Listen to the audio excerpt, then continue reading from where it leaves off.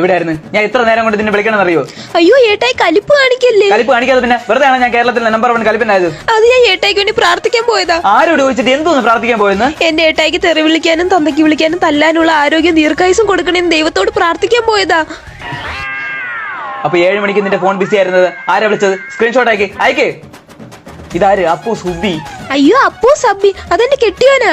ഓ 7 മണിക്ക് ഞാൻ വിളിക്കുമെന്ന് അറിഞ്ഞിട്ട് നീ അവൻ അപ്പോയിന്റ്മെന്റ് കൊടുത്തല്ലേ? അപ്പൊ ഇത്രയൊക്കെ ഉള്ളല്ലേ? അയ്യോ ഏട്ടായി പിണങ്ങല്ലേ. പിണങ്ങാതെ പിന്നെ റേഷൻ കട അവന്റെ പേരാണെങ്കിൽ അരി മണ്ണെണ്ണയും മേടിക്കണം ഞാനാണ്. നിനക്ക് അത്ര അറിഞ്ഞൂടെ? ഇത്രയൊക്കെ ഉള്ള നിന്നെ ഞാൻ എങ്ങനെ വിശ്വസിക്കട്ടെടി? ഏട്ടായി മിണ്ടരുത്, എനിക്കൊന്നും അറിയണ്ട. ഇപ്പൊ തന്നെ അവനെ ബ്ലോക്ക് ചെയ്യാം ഏട്ടായി ചെയ്യാം. എനിക്ക് രണ്ടിലൊന്നും ഇപ്പൊ അറിയണം. നിനക്ക് അവനാണോ വലുത്, ഞാനാണോ വലുത്?